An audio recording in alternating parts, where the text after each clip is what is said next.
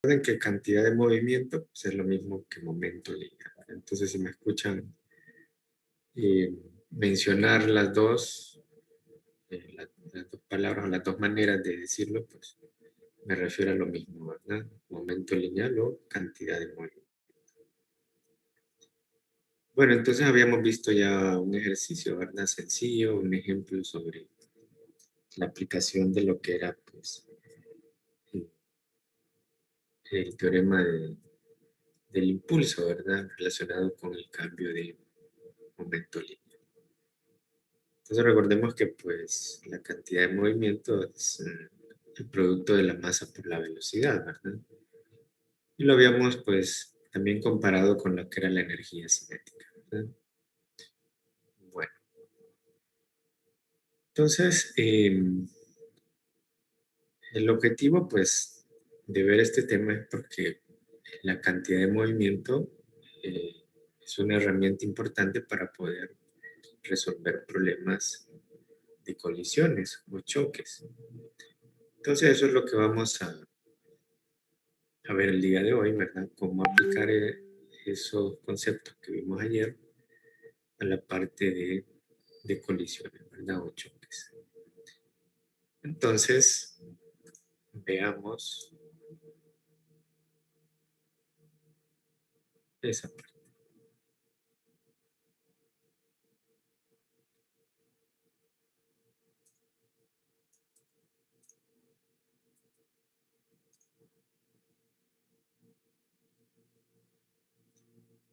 Entonces, vamos a tener lo que son choques elásticos y choques inelásticos. Entonces, se diferencian en cómo pues, se da lo que es la energía cinética antes y después del choque. Ya lo vamos a ver en detalle. Cuando hablamos de choques elásticos, pues la energía cinética es la misma antes y después. Cuando hablamos de choques inelásticos, la energía cinética es diferente antes y después del choque. Bueno, entonces veamos un poco la teoría. Bueno, primero nos hablan aquí de la definición de choque. ¿Cómo podemos definir lo que es un choque? Pues nos dice aquí que es una interacción entre dos o más cuerpos, donde la fuerza debido a la interacción es mucho mayor que las fuerzas externas que actúan en el sistema. De tal manera podemos ignorar las fuerzas externas y tratar los cuerpos como un sistema aislado. Entonces, a eso se refiere con choque, ¿verdad? Interacción entre dos más cuerpos, donde despreciamos las fuerzas externas, ¿verdad? Y tratamos los cuerpos como un sistema aislado. Luego, los choques elásticos, lo que les mencionaba al inicio, se denomina choque elástico cuando la energía cinética total del sistema es la misma antes y después del choque. Y luego los choques inelásticos. En este tipo de choque, la energía cinética total final es menor que la inicial. O sea que un choque inelástico, pues ya hay pérdida de energía. Un choque elástico, un ejemplo, sería el choque de una bola de billar con otra, ¿verdad? La bola blanca cuando golpea a otra bola, le transfiere la totalidad de la energía a la otra bola, ¿verdad? Por lo general la bola blanca, cuando golpea a otra bola, se queda en reposo y le transfiere toda la energía a la otra bola. Eso sería un ejemplo de un choque aproximadamente elástico. Y en los inelásticos, como hay pérdida de energía, por lo general, eh, pues sería cuando tenemos esa pérdida de energía, ¿verdad? Por ejemplo, en la vida real, el choque de dos autos, ¿verdad? Cuando se abollan o se doblan las latas, ¿verdad? Y las defensas de los carros, entonces toda esa abolladura o eh, esa abolladura de la estructura del carro pues es una energía que se pierde, ¿verdad? Entonces eso sería un choque inelástico. Y también tendríamos lo que llamamos choque totalmente inelástico. La característica aquí es que es un choque inelástico, pero después de la colisión los cuerpos se mueven como uno solo. O sea, los cuerpos quedan unidos o pegados y luego se mueven como un solo objeto. Entonces esa sería la característica de un choque totalmente inelástico. Entonces esos serían los tres tipos de choques que vamos a tener o a analizar o que resolver en este tipo de este tema, ¿verdad? Eh, a simple vista a veces no es fácil distinguir, ¿verdad? Qué tipo de choque es, ¿verdad? Hay que hacer el análisis o a menos que el problema en su enunciado lo diga, ¿verdad? ¿Qué tipo de choque es el que vamos a analizar, ¿verdad? Bueno, entonces ya tenemos claros las definiciones. Veamos ahora, pues, en ecuaciones, ¿verdad? Cómo es el planteamiento de este tipo de choques. Que vamos a ver que para cualquier tipo de choque, la cantidad de movimiento o momento lineal se mantiene constante. Entonces, para cualquier tipo de choque puedo aplicar la conservación de la cantidad de movimiento. Entonces, ven aquí que eso es lo que parten haciendo aquí, ¿verdad? Para los objetos, la cantidad de movimiento eh, inicial debe ser igual a la cantidad de movimiento final. Entonces, estamos hablando de un choque totalmente inelástico. Pues antes del choque, los dos objetos tendrán su cantidad de movimiento, ¿verdad? Luego, después del choque, como es totalmente inelástico, se mueven como un solo, ¿verdad? Por eso se fijan, tienen una misma velocidad final.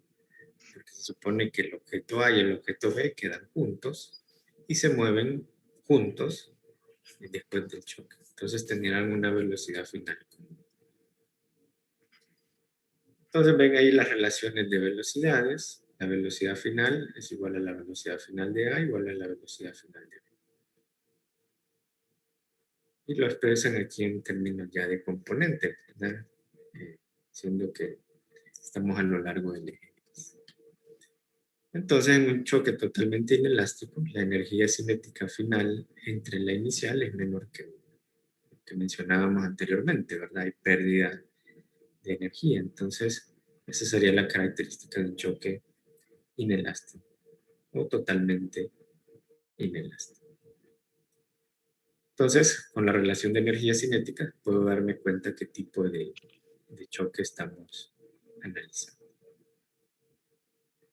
Luego, en el elástico, pues ahí te tengo que plantear de nuevo la conservación de la cantidad de movimiento. Entonces sería la masa de A por la velocidad inicial de A, más masa de B, velocidad inicial de B, igual a la masa de A por la velocidad final de A más la masa de B por la velocidad final de B. Y luego se hace el planteamiento de las energías cinéticas, ¿verdad? De cada uno. El objetivo aquí de esta parte es deducir dos ecuaciones para un choque elástico donde uno de los objetos se mantiene en reposo. Entonces, me quedan estas ecuaciones. La de arriba pues es la misma, ¿verdad? La de abajo ahora quitándolo un medio, ¿verdad? Queda esto, la velocidad es al cuadrado y arriba pues simplemente la velocidad. Entonces empiezan a hacer así unas manipulaciones algebraicas. No voy a entrar mucho en detalle en la deducción, ¿verdad? Esta presentación ya la tienen ahí en el campus, así que si quieren ver con más detalle, pues ahí lo pueden tener, ¿no? Entonces hacen una relación de las velocidades relativas. Entonces usando la relación 1, hacen algunas sustituciones. Luego llegan a esto. Luego la velocidad final de B. Entonces estas serían las relaciones que nos interesan. Entonces, pues estas tenganlas por ahí a mano, ¿verdad? O cuando tengan ya la presentación, pues tengan muy en cuenta estas dos ecuaciones. Que estas son las ecuaciones para un choque elástico. Entonces, si se fijan, depende, serían para encontrar las velocidades finales, ¿verdad? Las velocidades después del choque. Y ven que depende de la velocidad inicial de A y B, ¿verdad? Y de las masas. Entonces, si las masas son iguales, dice aquí, la velocidad final de A es igual a la inicial de B y la velocidad final de B es igual a la inicial de B. Y bueno, eso se puede hacer, ¿verdad? Siendo iguales estas masas, pues aquí me quedaría 2 entre 2, aquí 0, ¿verdad? Aquí 0 y aquí me quedaría 2. Entonces, haciendo ahí las manipulaciones, pues salen esas relaciones. ¿Y qué sucede si una de las masas está en reposo? Por ejemplo, si viene el objeto A colisionar o chocar con el objeto B, pero el objeto B está en reposo. Llegamos a estas dos ecuaciones. Entonces, estas también pues, son muy importantes que las tengan ahí muy en cuenta, porque al momento de que nos digan que es un choque elástico y que un objeto está en reposo y que el otro tiene una velocidad inicial, encuentre la velocidad final de los dos objetos después del choque, entonces puedo usar estas dos ecuaciones, ¿verdad? Siempre y cuando el objeto B esté en reposo. Y estas dos de arriba, con estas dos puedo encontrar la velocidad final, ¿verdad? De ambos objetos cuando los dos tienen velocidad inicial. Si se fijan, estas dos de abajo salen de las de arriba, ¿verdad? Si la velocidad de B es 0, estos términos de acá, pues se hacen 0, ¿verdad? Y solo me quedan estos términos de aquí, ¿verdad? Que si se fijan son prácticamente estos de acá. Entonces, estas serían las fórmulas que debemos de conocer para un choque. En términos generales serían estas dos de arriba. Y cuando el objeto B está en reposo, pues se reducen a esta dos, ¿verdad? Que si se fijan, como había dicho, pues son estas dos de arriba. Bueno, eso sería si el problema me dice que el choque es elástico, ¿verdad? Cuando es totalmente inelástico, ya vimos el análisis anterior.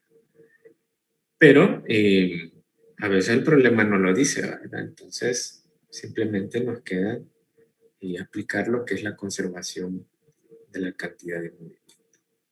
Y por lo general, se aplica tanto la conservación de la energía como la cantidad de movimiento juntas, para encontrar una velocidad y luego esa velocidad usarla para encontrar otro dato que el problema me pide, ¿verdad?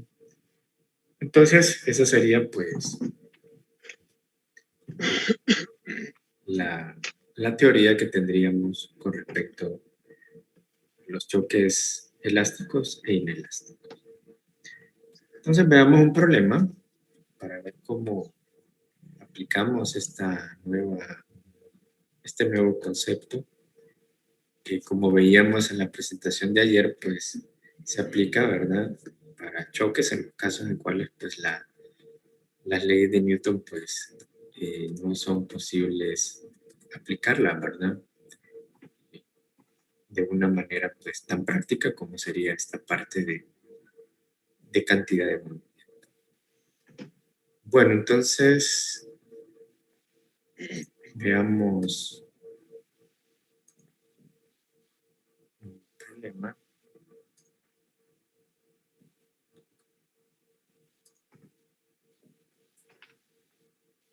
Veamos el problema 44. Recuerden que estamos ya en el capítulo 8. Y como dice aquí, pues es una combinación. Este problema combina leyes de conservación, tanto la conservación de la energía como la conservación de la cantidad de movimiento.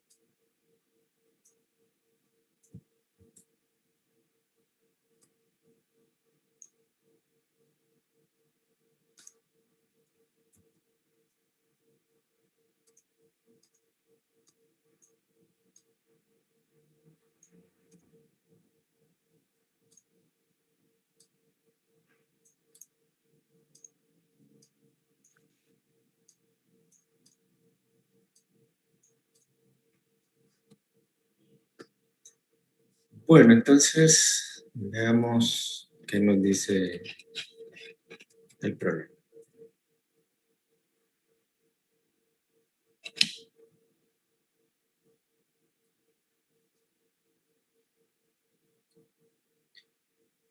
Bueno, nos dice que tenemos un bloque de 15 kilogramos que está sujeto a un resorte horizontal muy ligero con constante de fuerza de 500 newton por metro, que reposa sobre una mesa horizontal sin fricción, de repente golpeado por una piedra de 3 kilogramos que viaja de forma horizontal a 8 metros por segundo hacia la derecha, con lo cual la piedra rebota horizontalmente 2 metros por segundo hacia la izquierda. Calcule la distancia máxima que el bloque comprime el resorte después del choque. Entonces tenemos aquí la figura que nos da el problema y dan aquí el objeto, ¿verdad? La piedra que nos dicen ahí de 3 kilogramos, que inicialmente va con una velocidad de 8 metros por segundo. Golpea el bloque y rebota, ¿verdad? Entonces una vez que la pelota rebota, el bloque sale con una cierta velocidad, ¿verdad? Y con esa velocidad, luego aplicando conservación de la energía, puedo ver cuánto es lo que comprime al resorte, ¿verdad? O sea, tendríamos aquí que la piedra pues rebota, ¿verdad? Y el bloque pues sale con una cierta velocidad, ¿verdad? Y aquí comprime el resorte una cierta distancia X, ¿verdad? Que eso es lo que nos pide, la distancia máxima que comprime el resorte. Entonces esta sería pues la velocidad con la que sale el bloque, ¿verdad? Después del choque. Y esta es la velocidad de la piedra, ¿verdad? Al final, ¿verdad? Esta es la velocidad inicial.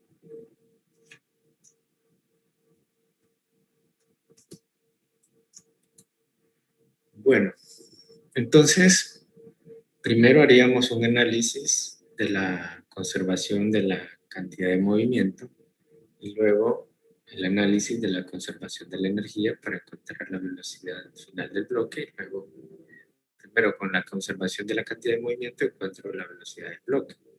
Y luego con la conservación de la energía, cuánto se comprime el resorte, ¿verdad?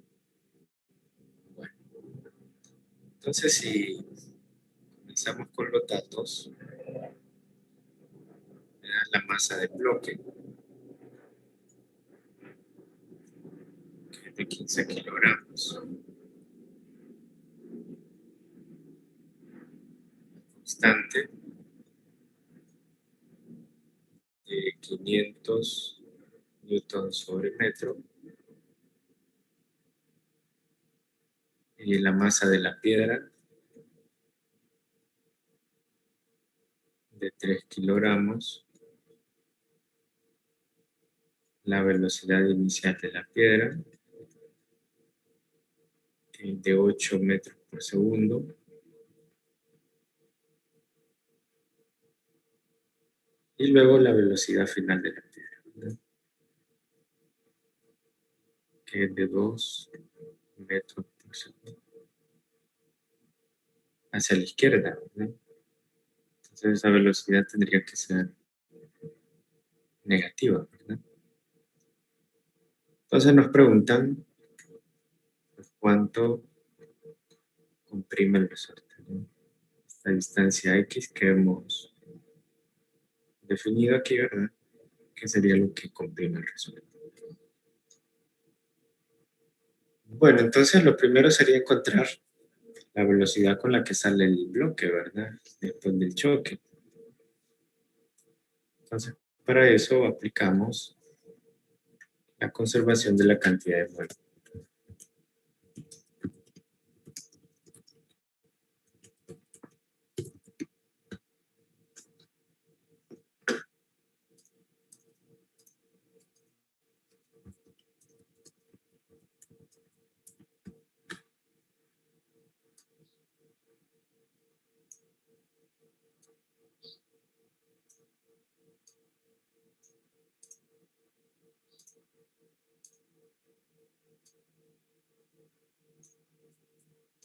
Bueno, entonces según acabamos de ver en la teoría, pues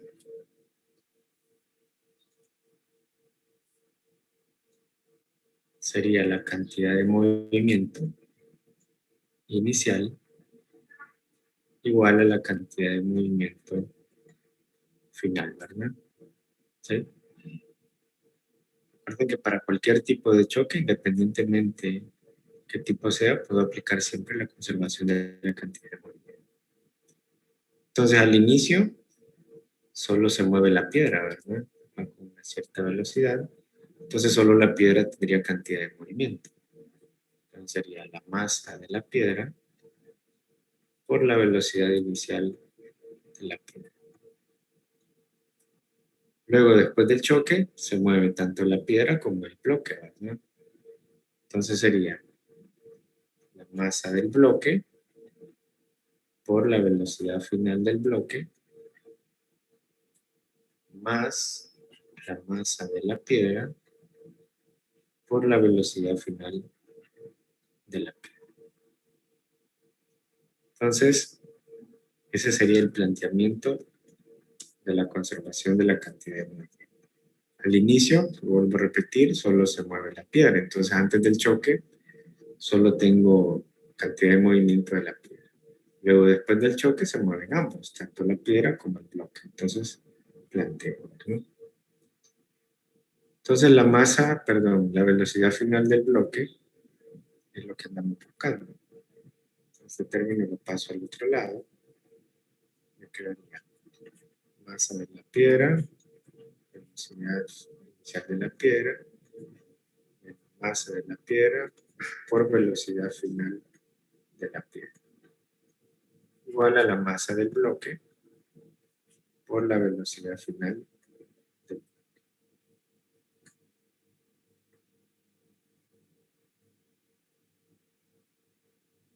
Bueno, entonces aquí puedo sacar factor común la masa de la piedra, ¿verdad? Quedaría velocidad inicial de la piedra menos velocidad final de la piedra dividido entre la masa del bloque, ¿verdad?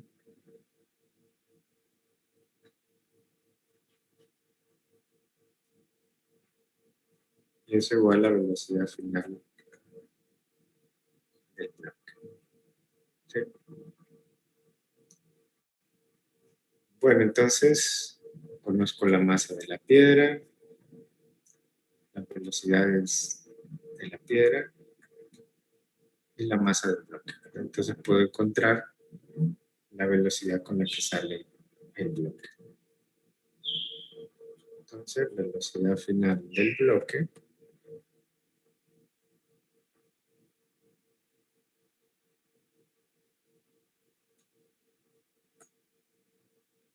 la masa de la piedra es 3 kilogramos. Velocidad inicial de la piedra es 8 metros por segundo. Menos la velocidad final de la piedra, que es menos 2, ¿verdad? Metros por segundo. Y abajo la masa del bloque, que es de 15 kilogramos.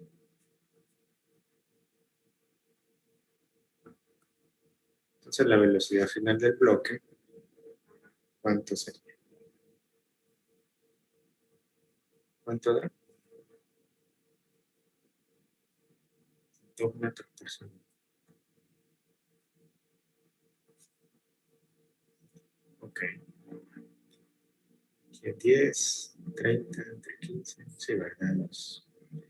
Entonces esa sería la velocidad con la que sale el bloque hacia la derecha, ¿verdad? Luego de que la pelota, pues, perdón, la piedra choca con el bloque. Bueno, entonces, recuerden que lo que andamos buscando es la distancia que se comprime el resorte. Entonces, para eso ahora usamos conservación de la energía.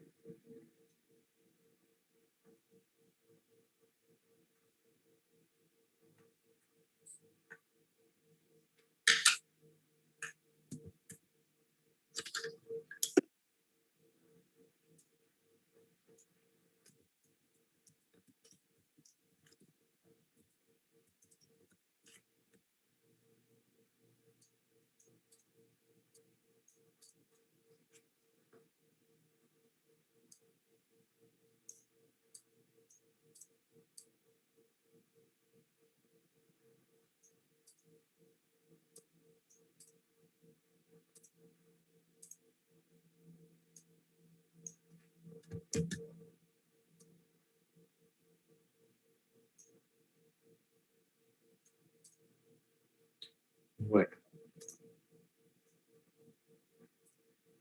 entonces, pues ahora en la conservación de la energía, pues uso el sistema, o me enfoco en el sistema de bloque resorte, ¿verdad? Entonces tendríamos la energía mecánica inicial debe ser igual a la energía mecánica final, ¿no? La energía mecánica, pues es la potencial más la cinética, igual acá, ¿no? Potencial final más cinética final. Entonces, al inicio, ¿verdad? Se supone que el bloque, bueno, el resorte está en su posición de equilibrio, entonces no hay potencial elástica, ¿verdad? El bloque comienza a moverse, ¿verdad? Con la velocidad que encontramos anteriormente, entonces sí hay energía cinética. Luego después, al final, cuando ya el bloque comprime el resorte, el bloque se detiene, ¿verdad? En ese instante. Entonces la energía cinética sería cero, y como el resorte ha sido comprimido, pues tendríamos energía potencial elástica. Entonces eso me quedaría para la conservación de la energía. Bueno, aplicando las definiciones de esas energías, la cinética pues sería un medio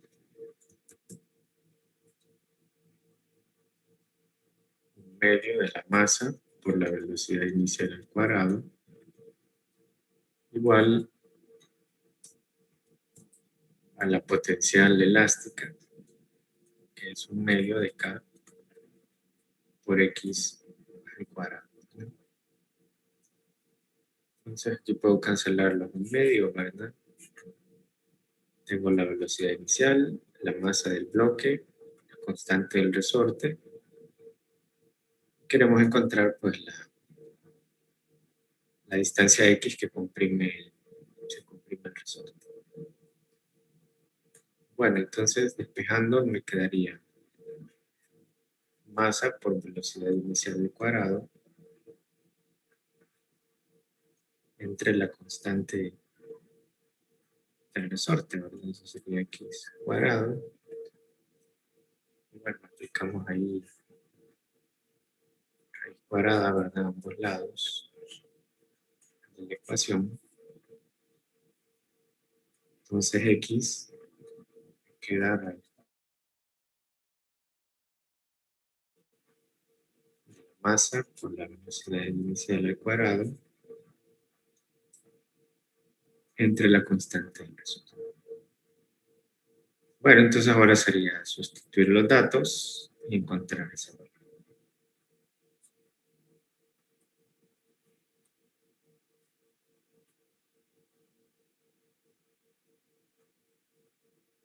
Entonces la masa del bloque es 15 kilogramos por la velocidad inicial del bloque, que es esta que encontramos anteriormente,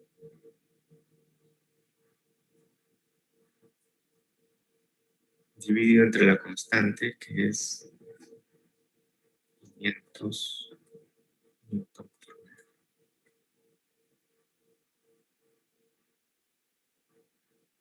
Ok, gracias. Velocidad.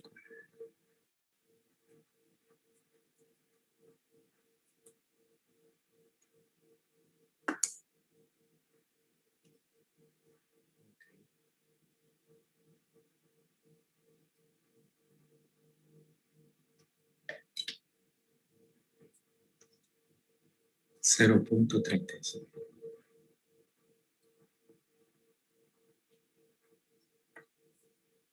O sea, eso sería lo que el bloque comprime el resultado, que sería pues 35 centímetros, ¿verdad? Sí. Bueno, entonces, como ven, ese sería un ejercicio clásico, por decirlo así, de cómo se aplica, como dice el ejercicio, combinación de las leyes de conservación, ¿verdad? Cómo aplicamos conservación de la cantidad de movimiento y la conservación de la energía. En la mayoría de los ejercicios de colisiones, por lo general, casi siempre es así, ¿verdad? Hay que aplicar conservación de la cantidad de movimiento, luego la conservación de la energía, o primero conservación de la energía y luego cantidad de movimiento, dependiendo de la situación que estemos analizando. Pero lo que sí tengan en cuenta es que para cualquier tipo de choque, colisión, yo siempre puedo aplicar la conservación de la cantidad de movimiento, ¿no? Entonces, ya habrán casos particulares en los cuales pues, nos dirán que es un choque elástico y hay que aplicar aquellas fórmulas que vimos, ¿verdad? O sea, un choque totalmente inelástico, ¿verdad? En el cual los objetos quedan unidos y se mueven juntos con una misma velocidad. Bueno, entonces, pues si se fijan esto a simple vista, podríamos decir que es un choque inelástico, ¿verdad? Porque si se fijan la piedra va con una cierta energía cinética y cuando rebota viene con una energía cinética menor, ¿verdad? Porque viene con una velocidad de 2. Entonces transfiere cierta cantidad de energía al bloque, ¿verdad? Pero no totalmente, sino una cierta cantidad. Entonces hay una pérdida de energía por parte de la piedra, ¿verdad? Que le transfiere cierta cantidad al bloque. Entonces, así a simple vista, ¿verdad? Y así viendo los resultados, podríamos afirmar eso, ¿no? Obviamente, si hay un problema, les preguntan, identifique qué tipo de choque es, entonces hay que hacer un cálculo, ¿verdad? Calcular la energía cinética antes y después del choque para ver, ¿verdad?, qué tipo de choque es, ¿no? Bueno, entonces esta sería eh, el procedimiento, ¿verdad? Y casi siempre, como les decía, pues el mismo procedimiento que se va a aplicar en la mayoría de los problemas. Bueno, no sé si hay alguna pregunta, alguna duda con respecto al ejercicio. Pues todavía no es tan complicado, ¿verdad? Hay que tener muy en cuenta los signos, ¿verdad? De las velocidades también, eso es importante. Bueno,